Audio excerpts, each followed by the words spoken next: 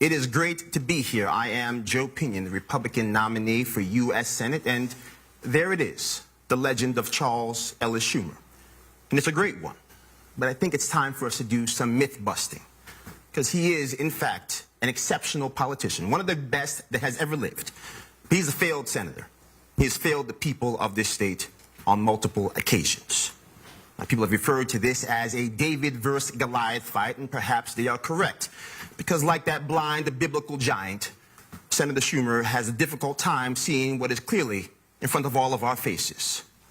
You have the exterminators, like his father, having a hard time making the ends meet. The farmers, the family farms, having a very difficult time making ends meet. 41-year high for inflation that is crippling all people. Seniors like my mother, terrified of the mailman because they think the electric bill is going to give them a heart attack. This is not a legacy of success. From my perspective, it's a legacy of failure. Would you share 2 ways in which you plan to provide relief to New York families should you win this race? First, we've already provided some relief on the prescription drug costs, one of their greatest problems. We'll get down those electric bills and those heating costs with clean, good energy. But one of the problems that has been, one of the things that's created inflation is COVID. Same question to you, Mr. Pinion.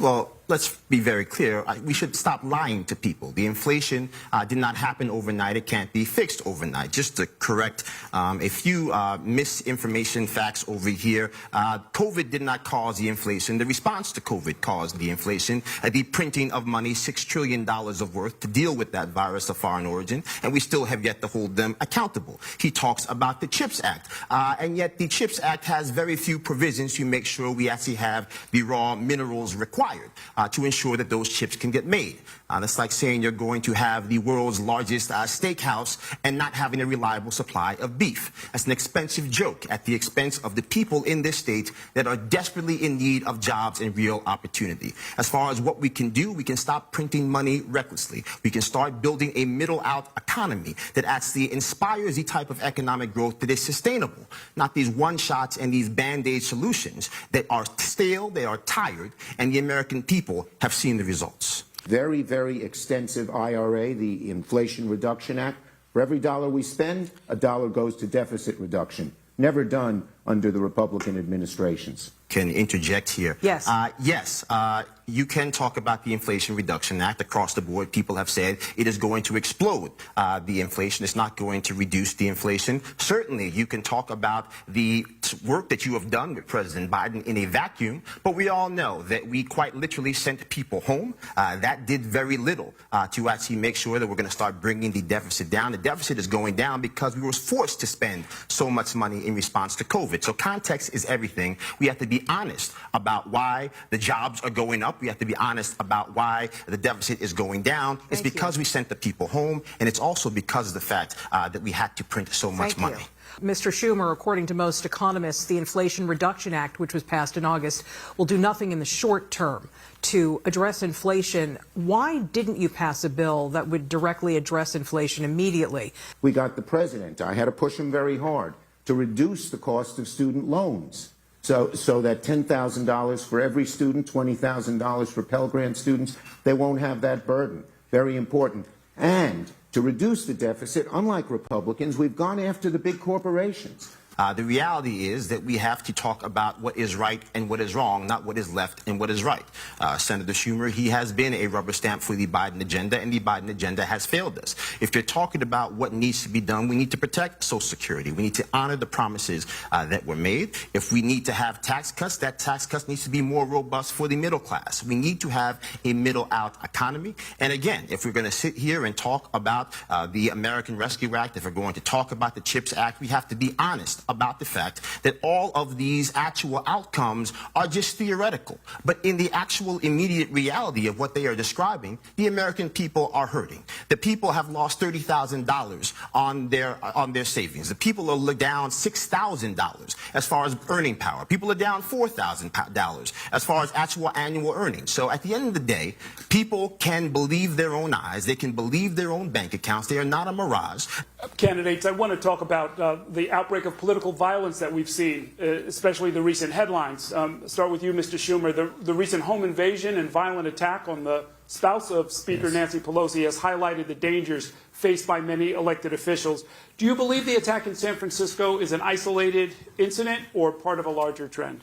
Well, first, Republican legislatures are waging a war on women, all women. I want to tell you, Gorsuch, I want to tell you, Kavanaugh, you have released the whirlwind, and you will pay the price. You won't know what hit you if you go forward with these awful decisions. we have to calm the rhetoric down. We have to make sure that we treat each other with respect and condemn the violence whenever it occurs.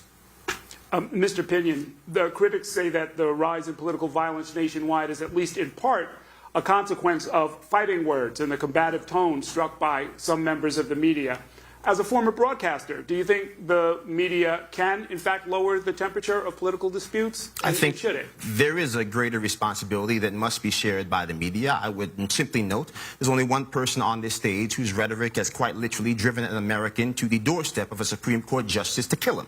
That was Chuck Schumer. And whether he wants to acknowledge it or not, it is Chuck Schumer whose divisive rhetoric has led to the environment that we see today. I will not lay all the blame at his feet, but he has been in D.C. for 42 years, 24 years in the United States Senate. His chief actual tool in politics is the division. We are here to unite this nation. We are here to unite this state. We are here to tell the untold story of pain and suffering in this state that has occurred on his watch. Issues I hope we talk about, the children living in poverty, the crime that has gripped this state. 12 major cities hit all-time highs for homicide. That's always part of this lack of accountability for the lawlessness that is all across this country because our leaders have not taken that scourge of crime and violence seriously. We do have to deal with violence. We have to deal with the heated rhetoric. I would say, for instance, that one of the people who's heated the rhetoric up the most is former President Trump. I want to tell you, Gorsuch, I want to tell you, Kavanaugh, you have released the whirlwind, and you will pay the price. You won't know what hit you if you go forward with these awful decisions. And so we all have to calm it down. I don't notice that Joe Biden has done any of that. You compare the rhetoric of Donald Trump to Joe Biden, it ain't close in terms of heatedness, in terms of divisiveness, in terms of pointing fingers at people. Well, just respectfully, Joe Biden's not running for U.S. Senate in New York. Donald Trump is not running for U.S. Senate in New York. You are, sir, and you were the one that had that rhetoric. Do you feel as if that was responsible, and do you apologize to Justice Kavanaugh? Mr. Schumer, did you want to respond? Look, the bottom line is that I have never advocated violence in any way, never have, never do, never will. I want to tell you, Gorsuch, I want to tell you, Kavanaugh, you have released the whirlwind, and you will pay the price. You won't know what hit you if you go forward with these awful decisions. The words I used that day were probably the wrong choice of words, and I said that then and say it now. I want to ask you a question, Mr. Pinion. You called former President Donald Trump a, quote, distraction, but the January 6th attack on the Capitol remains the largest federal investigation in American history, with more than 800 people from all 50 states arrested and facing charges, a congressional investigation that has not yet concluded. Can the former president's connection to the attack truly be dismissed as simply a wedge issue? Well, let's be very clear. I said that President Trump was a distraction as to our choice for who should be representing the state of New York in the United States Senate. If you want to talk about January 6th, I have said at the time and every day since then that any person who uses the flag of this nation to break glass at the people's house should be held accountable. And if you're actually noticing, what you have just listed off is what accountability looks like. The problem is that on that fateful day, those horrific scenes that will be etched into the fabric of this nation for eternity, we have politics that overheated. And now the solution for that overheating of our politics by Senator Schumer is to inject more politics into this wildfire that is consuming everything that we love. Do you think that Donald Trump should run for president again? And if he does, will you support him? President Trump is going to do what he thinks is best for him and his family. From my perspective, I plan on supporting any person who takes the scourge of our lifetime, the greatest civil rights issue of our lifetime, the miseducation of our youth, seriously. We have Jim Crow education in the 21st century here in New York. Our public schools are more segregated today than the height of Jim Crow. 60% of our children are not reading at grade level. 70% of the black students in New York City just failed the math exam. And we're not even here talking about this, but more importantly, we're not in D.C. talking about it. Even if you expand beyond our borders, 75% of the students down in Baltimore in high school read at an elementary school level. What future do they have? What future does America have if our leaders do not treat this issue with the seriousness it deserves? We need school choice. We need it today. Chuck Schumer stands in the doorway preventing us from having that school choice. To COVID, and we're going to start with you, Mr. Pinion. Sure. Here in New York, 7 upstate counties are on the CDC's high community spread COVID list, and COVID cases continue to rise as we head to winter in several regions of the state. Under what circumstances would you reinstitute mask mandates and other measures?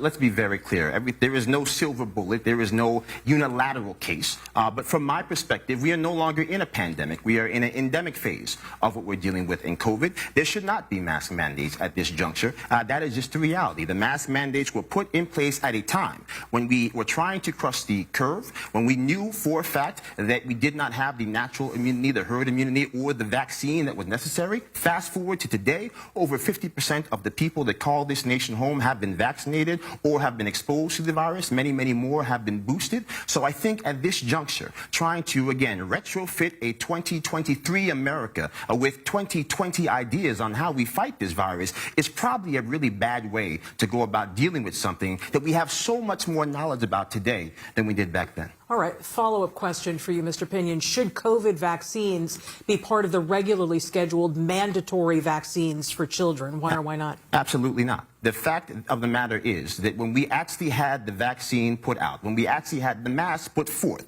we knew that we were trying to mask the children, whether we agreed with it or not, for the protection of the teachers who were the most vulnerable. Those teachers have now all been vaccinated. In fact, many of them were fired if they chose not to be vaccinated. So the notion that, again, the medical community has done us all a great disservice here by not actually being straightforward about what is the science, what is the actual scientific method that we are following. I do not believe that the children should be vaccinated. Parents deserve the right to make that decision based on what they think is right for their family and their children. For Mr. Schumer, same questions. Under what circumstances would you reinstitute mask mandates? I would leave it up to the medical experts. That's what always has been my position. They know best of anybody. So same follow-up for you, Mr. Schumer. Should COVID vaccines be part of the regularly scheduled mandatory vaccines for children? So I'd leave it up to the medical experts, as I always have, on these issues. You indicated that China is to blame for the COVID virus and that the U.S. has yet to hold that nation accountable. Do you still blame China for the COVID virus? And if so, how would you want to see the U.S. hold that nation accountable? Of course I believe that they should be held accountable. Let's be very clear. This is not my opinion. The Department of Homeland Security has said that China hid the extent of the virus, then hoarded the PPE supplies we needed to save the lives of American heroes while we were actually trying to figure out what in the world was going on. So yes, they should be held accountable for the deaths, for the actual pain and suffering of so many families, like my own family. We lost my grandmother who died alone in a nursing home because of the mandates that were forced to be placed in society. Even vaccinated members of our family were unable to see her. So there is a great deal of harm that starts and has to start with the nation that quite literally hid pertinent information at that inflection point where we quite literally could have saved countless lives and countless pain. So yes, if you want to talk about holding them accountable, send them a check, a price tag first and foremost, and ask where the check is. If you're going to talk about financial sanctions, then we can talk about those financial sanctions. And perhaps that's the type of thing that we might want to include in a climate bill, because any climate bill that we're trying to pass that doesn't hold the foreign nations accountable is probably as worthless as the piece of paper that it is written on. Thank you. Candidates, it is time for the cross-examination round. Each of you will have a chance to ask your opponent one question. The order was selected at random. We'll begin with you, Mr. Schumer. Thank you. So, Mr. Pinion, I worked to ban assault weapons. In fact, as a congressman, I passed the law that banned them. Unfortunately, because of opposition from many, mostly on the Republican side, we could only get a 10-year ban. And then when George Bush and the Republicans took over, they let the ban slide. Mr. Pinion, will you join me in saying we should ban all assault weapons? No. And here's the issue. At the end of the day, we have to be passing laws that save lives. And the problem is that for 42 years, Chuck Schumer has been passing laws that do nothing they are intended to do. He wants to talk about the gun laws that we need to focus on. How do we get the guns out of the hands of criminals? New York City, there's not a single person with a concealed carry permit that has committed a shooting on the subways. You go to Rochester, New York, that has a higher murder rate than Chicago, Illinois. Now, on your watch, by the way, none of those actual murders have been committed with legal guns. So we need to deal with the scourge of illegal guns. You have not taken that as the priority. We need to figure out when do the legal guns fall off the truck and become illegal guns. Who are those individuals, the small actors that are actually allowing for this scourge of violence to rip across this country and take real serious solutions, not political ones? And the problem is, Senator, that you continue to prioritize the politics that get you into power over the humanity for the people, and that's what pass laws that keep people safe. Do you support instituting a carbon tax to help pay for the cost of this transition? And how will you ensure that workers who are displaced are quickly retained and rehired by the renewable energy industry? Well, let's be very clear. We have to deal with the environment. I think the question is a little bit off base. We have to deal with foreign polluters. 87% of the emissions we are trying to curb are emitted from beyond our borders. You're talking about China. And for the record, everything they make, from the T-shirts that are sewn together by the Uyghurs with cotton that was picked by the children, it is all has the carbon that is baked into that pricing. So the cheap goods they're flooding this country with has to be dealt with. The problem with everything that we do here is that we come up with slogans that have no substance. Green New Deal. We want to be carbon neutral. You cannot be carbon neutral without dealing with the fact that we need natural gas. You cannot be carbon neutral and bang a table talking about a nuclear deal or talking about the Paris Climate Accord deal without dealing with the fact that they get 87% or close to that of their energy from nuclear. So we need real solutions. And from my perspective, that is not the type of approach that's happened in D.C., but I will say it's the type of nonpartisan approach I've taken in my life as a spokesperson for Republican.org. Are you anti-nuclear? No, I think that we need to have a nuclear. The problem is right now that we have individuals that say that they want to be carbon neutral, but say that nuclear must be off the table. Are you a pro-carbon tax? I believe that we need to start taxing the pollution that occurs from beyond our borders. Okay. That, I think, is a place that we need to start. I think any other conversation that we have is not really being genuine about the source of it. Can I just get a quick response on the carbon tax? Yeah, the carbon tax is something I would seriously consider. It has to be worked out. It doesn't yet have the majority of support. What we did had majority support. And my number one job is to get things done.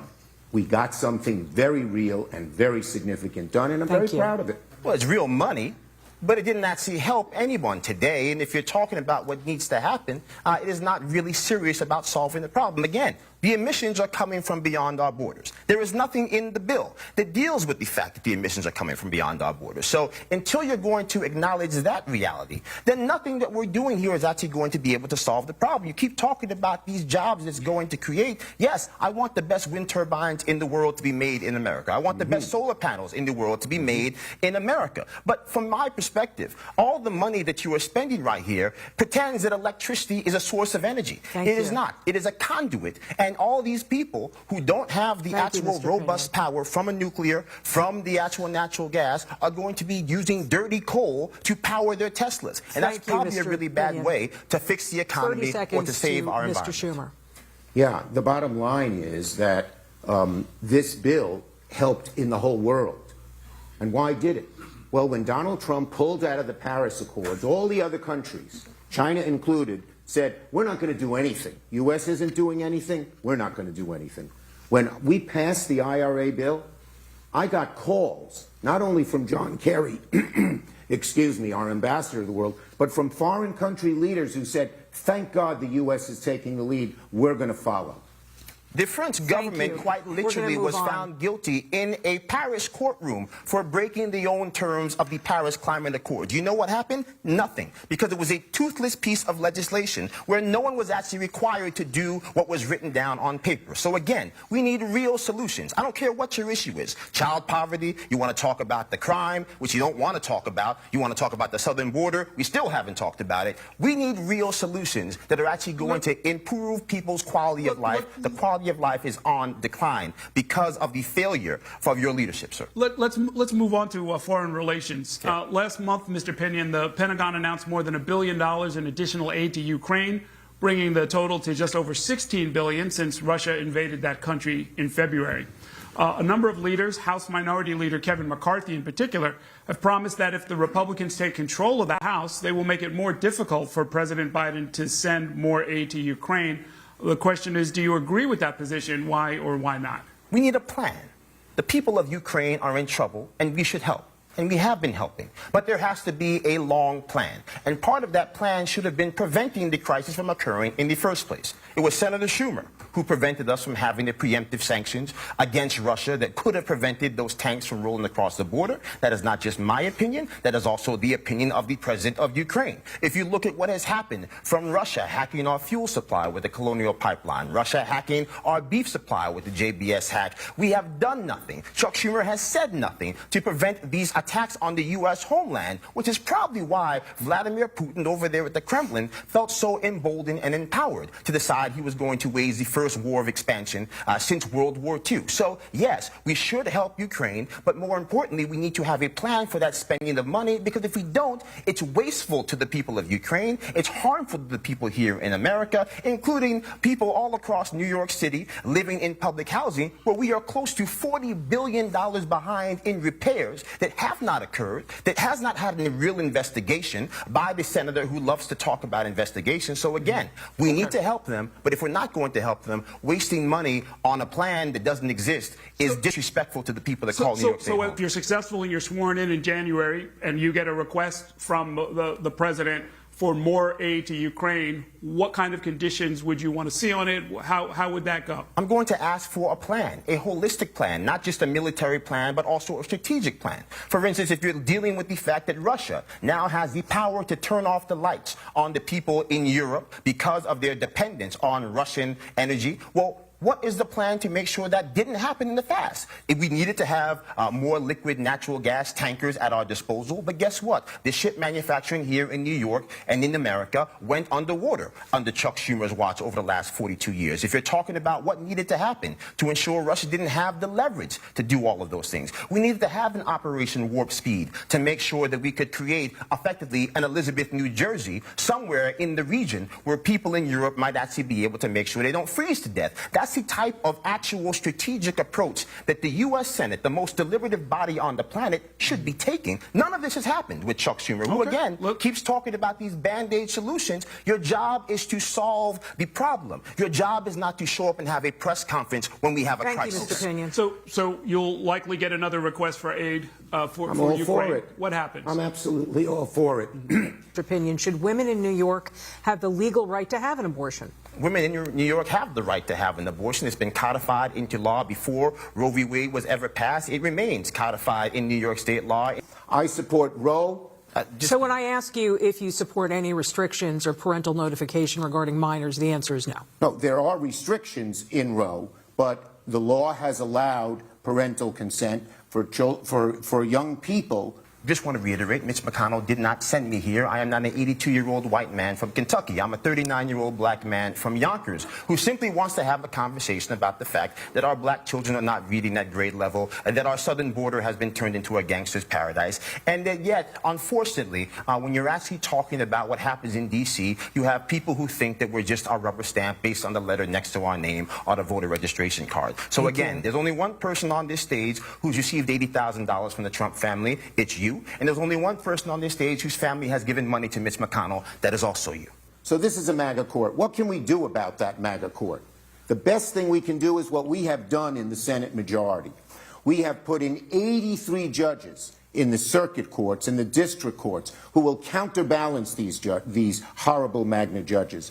And I think the reality is, again, that the reason why Senator Schumer, he throws around the word MAGA this and MAGA that, even though he's the one who spent millions of dollars trying to elect MAGA people as nominees across this country, it's not because he thinks MAGA is bad. It's because he thinks that he's got a fair fight with MAGA and he can win. It's about power. It's not about people. And the problem with this state is that Chuck Schumer has spent 42 years making promises about what he will do tomorrow. It's always a day away, and you never trust a man who promises to do tomorrow what he had the power to do yesterday. 42 years of yesterdays are standing on this stage. He made some promises here 6 years ago. They haven't been met as well. Oh, I've got a brief question for both of you. The number of justices on the Supreme Court changed 6 times before settling at the current total of 9, and that happened in 1869. Would you support increasing the number of Supreme Court justices from 9, Mr. Schumer? Yeah, the bottom line again is I'm looking at what we can do right now, and that is to continue to put in these judges who will be judges and even justices like our new Supreme Court justice, who will be counter to this right-wing MAGA. As for the Supreme Court, we're going to have to explore the best avenues to deal with that MAGA court. And I will talk to my caucus about it, and in the new Senate we will explore those various paths. Okay, including expanding. Well, we're going to explore the best path forward. Good. Mr. Pinion. Explore is code for yes, so he is going to try to appease those AOCs of the world who want to expand the court. It's very clear. I believe that we are an imperfect nation founded by imperfect men who have perfect dreams. And the things that have allowed us to get this far, to remedy some of the worst blemishes on the soul of humanity, should not be tossed away. We should not be packing the Supreme Court. We should not be getting rid of the filibuster. We should not be trying to say that we are going to do away with the Electoral College. These are the things that are the checks on power, the guardrails that defend this country, that prevent the Senate from becoming the food fight that we have in the House. And in this particular moment, where the flames of division are burning so hot, the notion that you would try to inject more politics into what is the last bastion holding this country together is unconscionable, unimaginable. I think you should be ashamed. Let's move on. So, Mr. Pinion, will you push for funding to be sent to New York City and other cities dealing with the influx of new arrivals? I think that we have to make sure that we are not spending money to deal with the flooding in before we've actually plugged the hole in the dam. We have a humanitarian crisis in broad daylight. We have a drug crisis in broad daylight. The leading cause of death for people in this country aged 18 to 45 is fentanyl overdoses. Chuck Schumer didn't even realize we had a fentanyl crisis until the poll numbers started coming down. Then he wanted to scare parents into voting for him just before Halloween, saying there's fentanyl in the candy. So I think at the end of the day, we need to focus on the fact that securing the border is not a talking point. It's what's required to cultivate the conversation here at home. It's what's required to make sure we don't have mothers, urban, suburban, and rural alike, crying over caskets for children to still be here. That is what we need to be focused on. But what about funding to be sent to New York City to deal with the current influx of migrants? Let's be very clear. New York City has deep needs. We need to get money here. Again, yes, we got $1.59, extra 59 cents on the dollar because of what just happened, but we also printed more money in the month of June in 2020 than we did in the previous 2 centuries. So again, yes, we need more money, but we also need better planning. We also need better solutions, and Chuck Schumer has not provided them. Thank you. By the way, I am working with the mayor to get the federal government to support money to help New York. It is a federal problem, and we expect to see some good answers relatively soon. Mr. Schumer, earlier this year you introduced a bill called the Cannabis Administration and Opportunity Act that would remove cannabis from the Controlled Substances Act, empower states to create their own cannabis laws, and expunge criminal records of those with low-level offenses. The bill also requires more federal research on the impact of cannabis on health and public safety. But shouldn't that research happen before sweeping legislation is approved? So expunging the records is important, and we're getting closer. We may be able to get something done rather soon. I'm working with a bunch of Republican senators, a bunch of Democratic senators to get something passed. Mr. Pinion, based on your years working at a health center in the South Bronx, I wonder if you believe marijuana should be removed from the Controlled Substances Act. Look, I think we need to deal with the fact that we're not talking about your mom and dad's dope. We're talking about THC levels that have been off the charts. I think you bring up a good point. The notion that we would release it on the citizenry at the federal level before we've actually done the due diligence seems reckless and irresponsible. Just my thoughts. So, yes, I think that there has to be something done. I think particularly in light of the fentanyl crisis that Chuck Schumer invited here, we now have people that are trying to smoke marijuana and are going to drop dead. We have firemen that walk into buildings, you put out the flames, as they did in Chautauqua County, and come out and are dropping from fentanyl intoxication. So there are unintended consequences. There's a thread that runneth in between all of this, from the border crisis to even this conversation about marijuana, because Chuck Schumer has not taken the business of securing our border, and people are dying. And so I think in the event that we're going to go down this path at the federal level, we should do so in a manner that recognizes that these decisions have dire consequences and that people are actually dying in some cases because of them. Mr. Schumer, we're going to continue this conversation about the opioid epidemic. You've traveled New York. You've promised billions in new funding to address the opioid overdose epidemic and now the fentanyl epidemic as well. How are you going to make that happen? It's happened.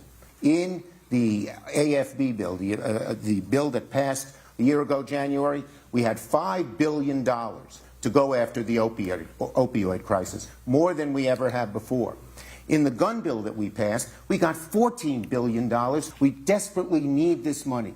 I produce results. Thank you. I am productive. I'm not spewing verbiage and calling names. Mr. Pinion, same question. How will you deal with the opioid epidemic? There it is. Exceptional politician, failed senator. He talks about the dead child. Again, always using dead children for sympathy and for votes. You've been there for 42 years. If you wanted to make sure you had equity, equity is what happens when we actually have a Betty Ford clinic in Harlem. Equity is what means when people in Chautauqua County don't have to wait that long. And they've been waiting that long for a very long time, before that poor man came to talk to you, sir. So at the end of the day, I'm not here just spewing nonsense. We have talked about concrete solutions, how to secure our border. We have talked about issues on how we actually get things done. You want health care? Let's talk about federally qualified health centers that are the tip of the spear. We need more of them. You, on your watch, have allowed them to become a tiny sliver of our healthcare delivery system. I know federally qualified health centers quite well. We need the most robust expansion of FQHCs in the history of this nation to deal with the mental health crisis that is crippling this nation, to deal with the scourge of drugs, many of which are coming across our border. These are actual solutions. You can talk about it as rhetoric, perhaps because your solutions never work. Yeah, the bottom line is that the $14 billion that I talked about in the previous 5